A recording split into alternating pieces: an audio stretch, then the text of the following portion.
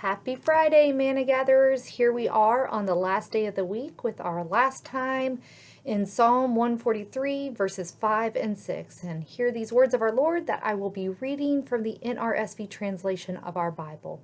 I remember the days of old. I think about your deeds. I meditate upon the works of your hands. I stretch out my hands to you. My soul thirsts for you like a parched land.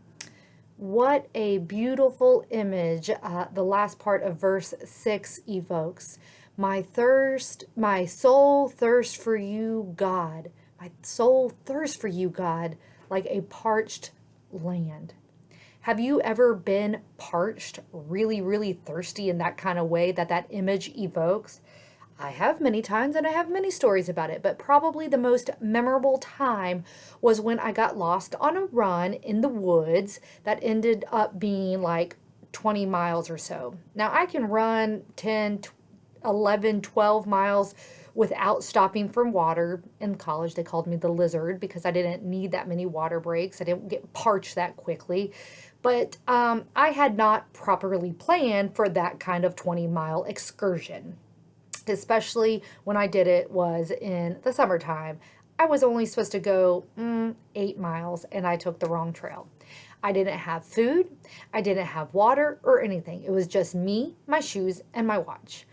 When I finally found my way back to the car, I was absolutely parched, so thirsty that I couldn't get the car door open fast enough to quench the parchedness of my mouth and my throat.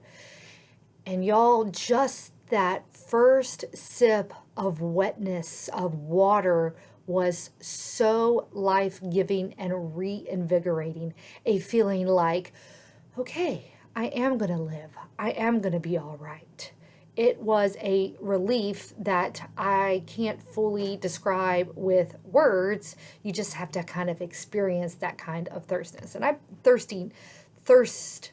parchness. Well, I don't know if those are words, but you get the idea, and you probably have experienced something similar. We are all residents of South Carolina. We get thirsty because we sweat in the humidity. In thinking about these verses from Psalm 143 and that experience or experiences of being utterly parched, I started thinking about whether I have longed for or sought God in such a way when I wasn't in that kind of parched state. It seems the writer of this psalm, whether King David or not, is in the middle of troubling, testing times of trials and tribulations. It seems like Psalm 143 is just a continuation of other Psalms, especially of Psalm 142, dealing with persecutors and enemies and all kinds of darkness and hopelessness that leads the exhausted writer to cry out to God to give his soul and to give his life hope and light and relief in the middle of these wilderness days that he or she is going through. We, as I have said before, have probably all experienced such parched days, whether physical or metaphorical, that lead us to cry out to God, that leads us to seek God as if our lives and our state of being are totally parched, dried up, and completely withering. But what would it look like to seek God out in that kind of way, with that kind of vigor and intentionality every single day? Not just when we find ourselves in trouble, but just in the middle of our ordinary days that can bring small and less traumatizing stressors and conflicts.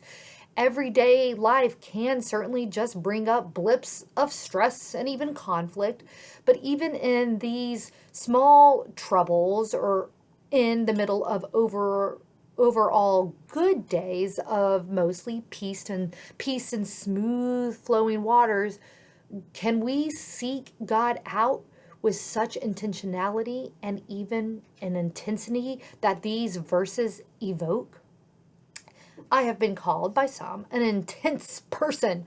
So maybe I am totally off base here and wrong, but it seems God gets put on the back burner of our everyday living with such intentionality, intensity, until something goes majorly wrong in our lives, until we have received devastating news, until unwanted changes are thrust upon us, until something hurts or harms us in debilitating ways.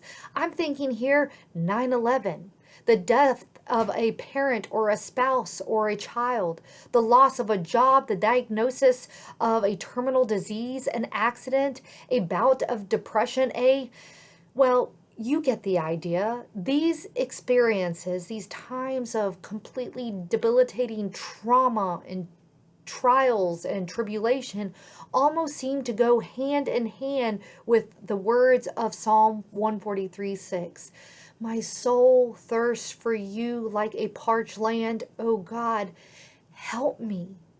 Trauma leads many, I'll say many, not just the faithful, but even skeptics and doubters and even staunch critics of the faith.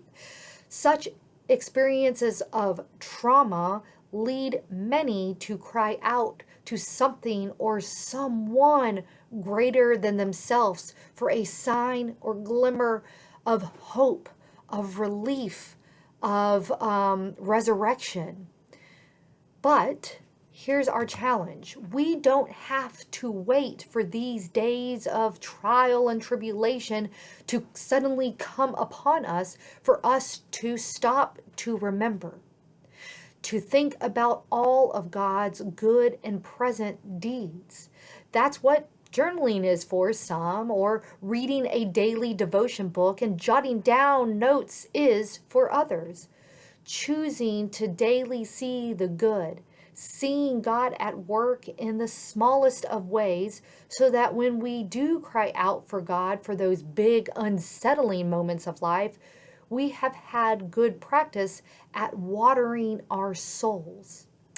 Now, I confess that I'm not great at keeping plants alive.